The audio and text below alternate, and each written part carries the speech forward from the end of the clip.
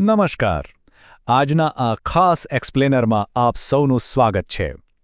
ક્યારેય એવું બન્યું છે કે કોઈની એકદમ સામાન્ય લાગતી વાત પણ સીધી તમારા હૃદયમાં ઉતરી ગઈ હોય? અથવા તો કોઈ કવિતાની પંક્તિ સાંભળતા જ મન એકદમ ખુશ થઈ ગયું હોય? આજે આપણે એ જ જાદુ વિશે વાત કરવાના છીએ. રોજિંદા વાક્યોને સજાવવાની આ કળા ખરેખર અદ્ભુત છે, જે આપણી સાદી ભાષાને એક નવો, સુંદર અને એકદમ આકર્ષક લુક આપે છે. તો ચલો ફટાફટ શરૂઆત કરીએ આપણા પહેલા વિભાગથી, ભાષાનું આભૂષણ, અલંકાર, ધી ઓર્નામેન્ટ ઓફ લેંગ્વેજ. હવે જરા કલ્પના કરો, જેમ કોઈ સામાન્ય દેખાતી વ્યક્તિ સરસ મજાના ઘરેણાં પહેરીને એકદમ આકર્ષક બની જાય છે, બરાબર એ જ રીતે આપણા રોજિંદા વાક્યો પણ આવા આભૂષણો પહેરી શકે છે. આ માત્ર શબ્દોની રમત નથી પણ એ શબ્દોમાં જીવ પૂરવાની પ્રક્રિયા છે. આ ભાષાકીય ઘરેણાને જ આપણે અલંકાર કહીએ છીએ. અલંકાર એટલે શબ્દોની એવી જબરદસ્ત ગોઠવણ જે આપણી વાતોને માત્ર સુંદર જ નહીં પણ એકદમ દમદાર બનાવે છે. તમે જ વિચારો, કોઈ કહે કે તે રડી રહી છે અને બીજું કોઈ એમ કહે કે તેની આંખોમાંથી શ્રાવણ ભાદરવો વરસી રહ્યો છે. બંનેમાં આસમાન જમીનનો ફરક છે, રાઈટ? બસ આ જ તો અલંકારની તાકાત છે. ઓકે, હવે આગળનું વિભાગ જોઈએ. ઉપમા અને રૂપક, આ બંને સૌથી વધુ વપરાતા અલંકારો છે. તો સૌથી પહેલા વાત કરીએ ઉપમા અલંકારની. આ એકદમ સિમ્પલ અને સીધી સરખામણી છે. જ્યારે પણ આપણે કોઈ બે વસ્તુઓ કે વ્યક્તિઓ વચ્ચે જેવો, જેવી અથવા સમાન જેવા શબ્દો વાપરીને તેમની સરખામણી કરીએ, ત્યારે એ ઉપમા અલંકાર બની જાય છે. ઉદાહરણ તરીકે, તે સિંહ જેવો બહાદુર છે. હવે અહીં જુઓ, માણસની બહાદુરીને સીધી જ જંગલના રાજા સિંહની તાકાત સાથે જોડવામાં આવી છે. માણસ અને સિંહ બંને અલગ છે, પણ બહાદુરીની સરખામણી કરવા માટે તેમની વચ્ચે એક સરસ મજાનો પુલ બનાવવામાં આવ્યો છે. પણ બીજી બાજુ આપણી પાસે રૂપક અલંકાર છે. હવે આમાં અને ઉપમામાં એક બહુ મોટો અને ઇન્ટરેસ્ટિંગ તફાવત છે. રૂપકમાં કોઈ જ સરખામણીવાળા શબ્દો વપરાતા જ નથી. વાક્ય સીધું જ કોઈ વ્યક્તિ કે વસ્તુને બીજું સ્વરૂપ આપી દે છે. મતલબ કે તેના જેવું કહેવાના બદલે સીધું તે જ છે એમ કહી દેવામાં આવે. તે વર્ગનો સિંહ છે. આ વાક્યમાં કોઈ શંકા કે સરખામણી છે જ નહીં. બસ સીધું જ તેને સિંહનું ટાઇટલ આપી દીધું. અને આ બે વાક્યો વચ્ચેનો તફાવત ખરેખર બહુ જ સરસ રીતે આ આખી વાત સ્પષ્ટ કરે છે.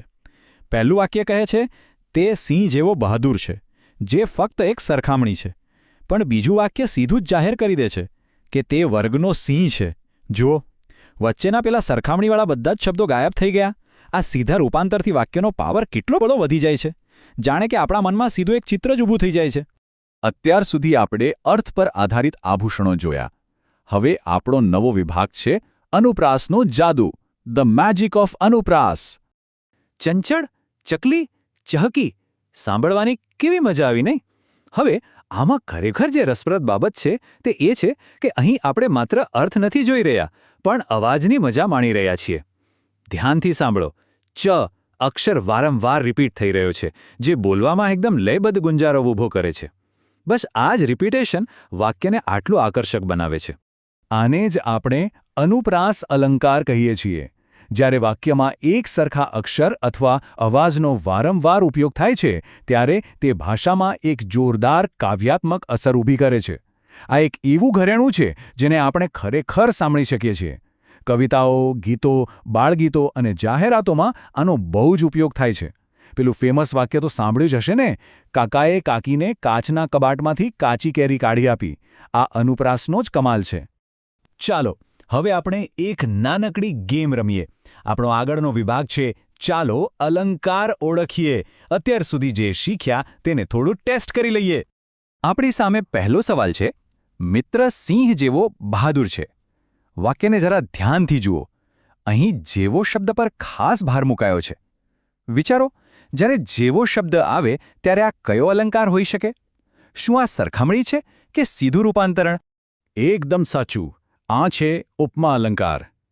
હંમેશા યાદ રાખજો કે જ્યારે પણ જેવો કે સમાન જેવા સ્પષ્ટ સરખામણીવાળા શબ્દો દેખાય એટલે સમજી જવાનું કે એ બે વસ્તુઓ વચ્ચેનો પુલ છે અને તે ઉપમા જ હોય. ઓકે, હવે બીજો સવાલ. ધ્યાનથી સાંભળજો. મીઠી મોરલી મધુર વાગી. આ વાક્ય જ્યારે આપણે બોલીએ ત્યારે કયા અક્ષરનો અવાજ વારંવાર સંભળાય છે? મ અક્ષરનું, રાઈટ? તો હવે કહો, જ્યાં શબ્દોનો અવાજ આમ નૃત્ય કરતો હોય એ કયો અલંકાર બને? એક્ઝેક્ટલી! આનો જવાબ છે અનુપ્રાસ અલંકાર. વાક્યની શરૂઆતમાં જ એક સમાન અવાજનું પુનરાવર્તન અને અનુપ્રાસનું એકદમ પરફેક્ટ ઉદાહરણ બનાવે છે. અવાજની આ જ રમત વાક્યને કેટલું સંગીતમય બનાવી દે છે. હવે અંતિમ અને સૌથી અગત્યના વિભાગ તરફ વળીએ. સરળતાથી યાદ રાખવાની રીત, ઇઝી વે ટુ રિમેમ્બર. આ બધા અલંકારોને હંમેશા માટે મગજમાં કઈ રીતે ફિટ કરવા? બસ આ 3 મુદ્દાઓ યાદ રાખી લો, આખા વિષયનો સાર આવી જશે. પહેલું, જો 2 વસ્તુઓની સ્પષ્ટ સરખામણી હોય તો તે ઉપમા. બીજું, જો સરખામણીવાળા શબ્દો વિના સીધું જ રૂપ આપી દેવાય તો તે રૂપક. અને ત્રીજું, જો એક સરખો અવાજ વારંવાર રિપીટ થતો હોય તો તે અનુપ્રાસ. છે ને એકદમ સિમ્પલ? બસ આટલું યાદ રાખશો એટલે ક્યારેય કોઈ કન્ફ્યુઝન નહીં થાય. તો છેલ્લે એક મસ્ત વિચાર કરવા જેવો પ્રશ્ન છે. જરા કલ્પના કરો, જો આપણે રોજબરોજની વાતચીતમાં આ ભાષાકીય આભૂષણોનો થોડો વધુ ઉપયોગ કરીએ તો આપણી વાતો કેટલી દમદાર, આકર્ષક અને જીવંત બની જાય. આ બધું માત્ર વ્યાકરણના ચોપડાના નિયમો નથી દોસ્તો, આ તો આપણી ભાષામાં પ્રાણ પૂરવાની કળા છે. તો આજથી જ તમારા સાદા વાક્યોને ઘરેણાં પહેરાવાનું શરૂ કરો. આજના એક્સપ્લેનરમાં